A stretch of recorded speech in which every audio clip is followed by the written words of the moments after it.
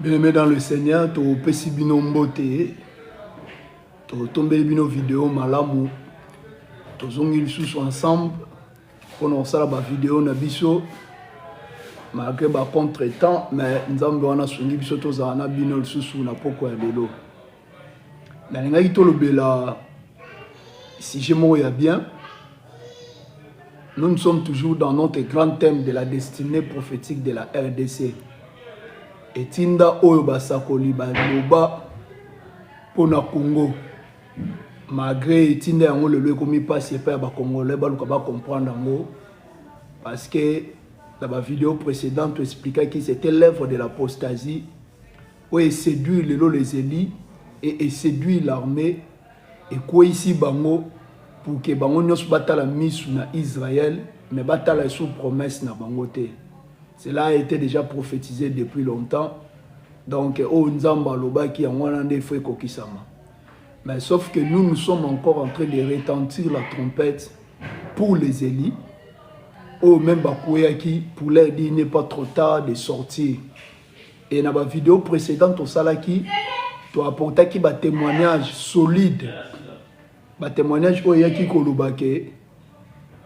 Bango ba yebaki bien que biso to ala déjà dans Nzamba. Mais pour nous séduire, il a fallu bailler avec la philosophie. La philosophie romaine, et j'avais encore apporté notre témoignage au Bazolo noir sur blanc que le Christ étant entendu est déjà au Congo, en Afrique centrale, au Congo. C'était la lettre de Frédéric Sens. C'était la lettre de Frédéric Sens comme référence, la lettre faite aux Italiens. Et dans la lettre, on a besoin d'expliquer que Christ t'a entendu, au Bazozela, Aza déjà dans le Congo, précisément dans l'Afrique centrale et puis dans le Congo. Et ils allaient bien, on reçoit cette lettre, nous allons lire ça après. Je pense que je dois lire ça, ça doit nous aider.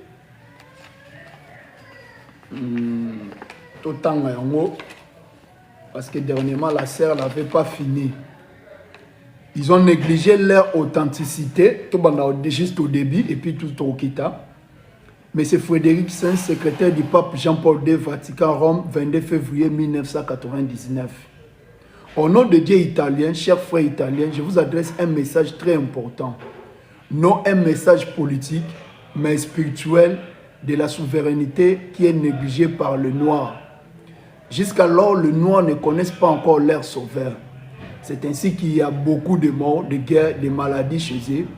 Ils ont abandonné le vrai sauveur pour s'attacher des doctrines étrangères. Ils ont négligé leur authenticité. Comment connaître encore leur sauveur? Les grands rois et sauveurs se fâchent contre eux. Et si les noirs ne cherchent pas leur sauveur, l'Afrique sera tombée dans l'abîme des ténèbres. L'Afrique, terre des prophètes, terre des grands messagers divins, terre de grandes richesses qui coulent comme de miel.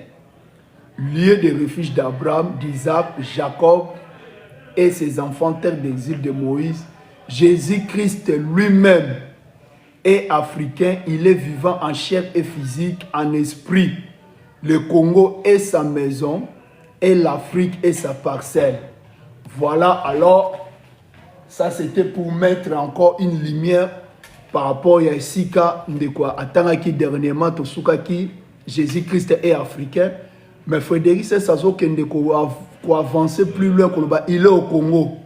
Azo Liana Bandekone, Azo Milana Bandekone, mais sans toutefois Bandekone, va reconnaître que Yewana de Moutongo Tosanae. C'est pour cela, dans tous nos vidéos, tout ça effort, il y a pointer du doigt, il y a ça, que Moutoyo, oh Moukil Moubima Bazo, que nous sommes dans l'église, Aza déjà dans le Congo. Moutoyo, oh Yozo, que nous sommes dans la jeûne et prière, Aza déjà visible, Aza manifeste. Aza manifeste comment? C'est là où ils ont comme un peu difficile.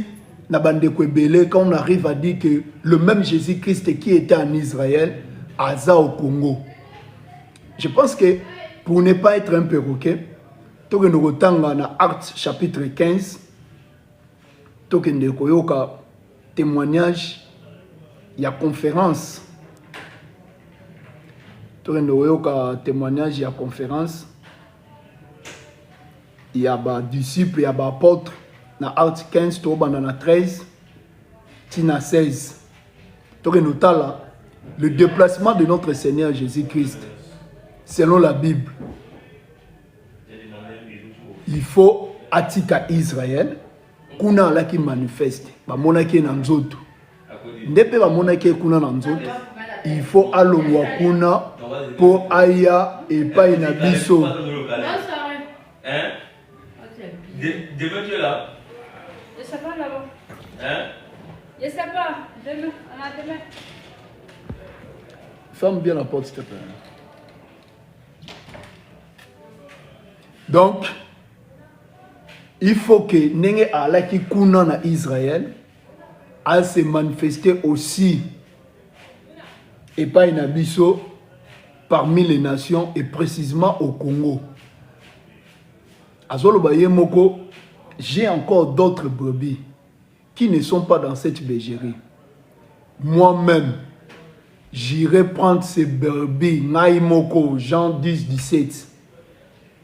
Azol ba yemo fa ke ndeko zwa ba pate wana lisusu mais ba pate o ya Israël ba la ko yoka mongo ne ba la ko landa e. J'ai encore d'autres brebis qui ne sont pas dans cette qui ne sont pas ici. Ba il faut nga moko na kende na zwa bango na mema bango na sangisa bango. Donc le déplacement de notre Seigneur Jésus-Christ c'est vrai.